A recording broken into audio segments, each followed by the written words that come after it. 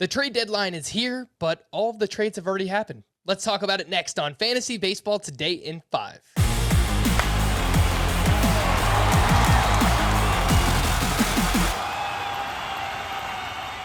Welcome into FBT in 5. As always, make sure to follow and stream us on Spotify. Today is Friday, July 30th. I am Frank Stanfield, joined by Scott White.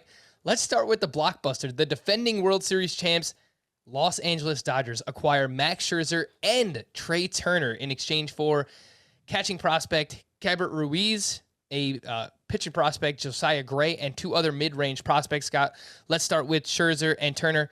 Scherzer's going to be awesome. I don't know that much changes for him. Trea Turner, it sounds like he's going to play second base.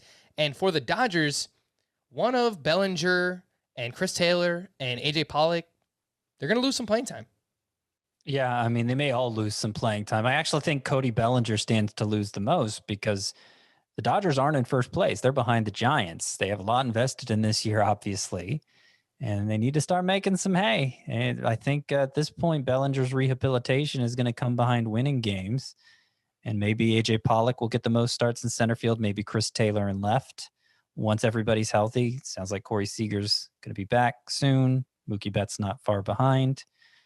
And then on the pitching staff with Scherzer being there, eventually one of Tony Gonsolin and David Price is going to have to move out when Clayton Kershaw is ready to go. My guess is it'll be Price because Gonsolin was in there in the first place, but can't say for sure.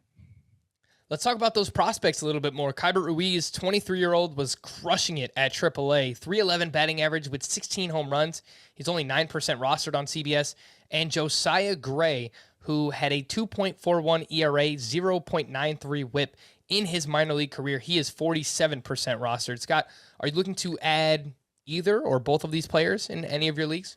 Well, I'd have interest in both if they're contributing for the Nationals right away, which they may be. I think they're both about major league ready. Gray was already up filling in for Kershaw and shown a ton of swing and miss potential, like a swinging strike rate on par with DeGrom. It was only in 8 innings and 8 shaky innings, but still missing those kinds of bats for Josiah Gray. Very excited about his potential.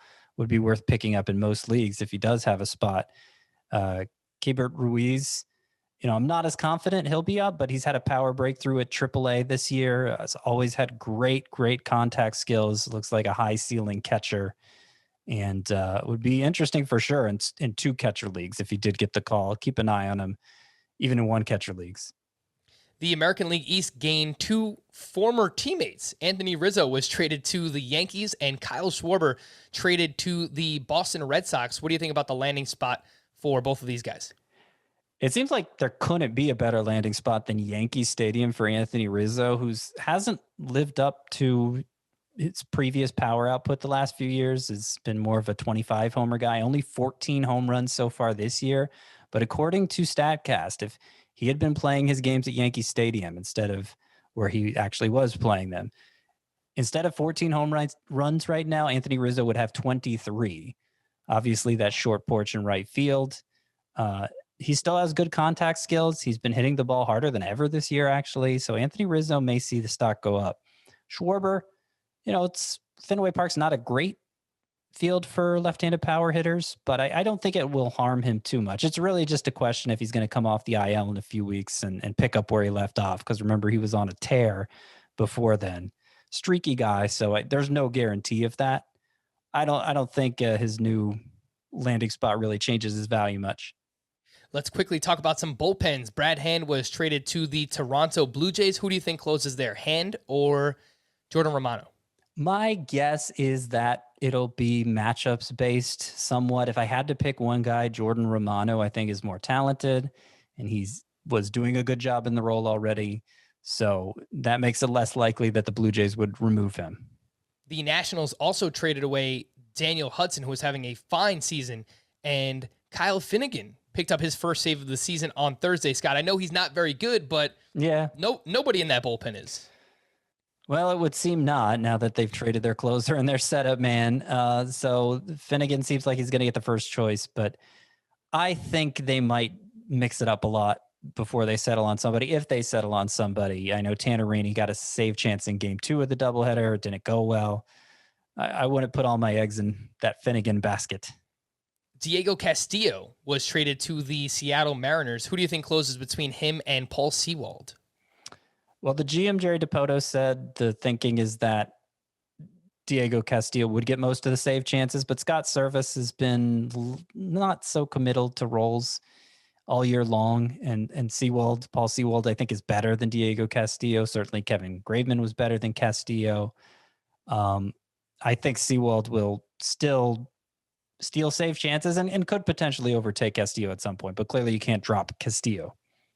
Real quick, Scott, the Rays received JT Chargois in that trade. They also have Andrew Kittredge, who is still on the team, and Nick Anderson, who is working his way back. Just give me a name. Who do you think leads this team in saves rest of season?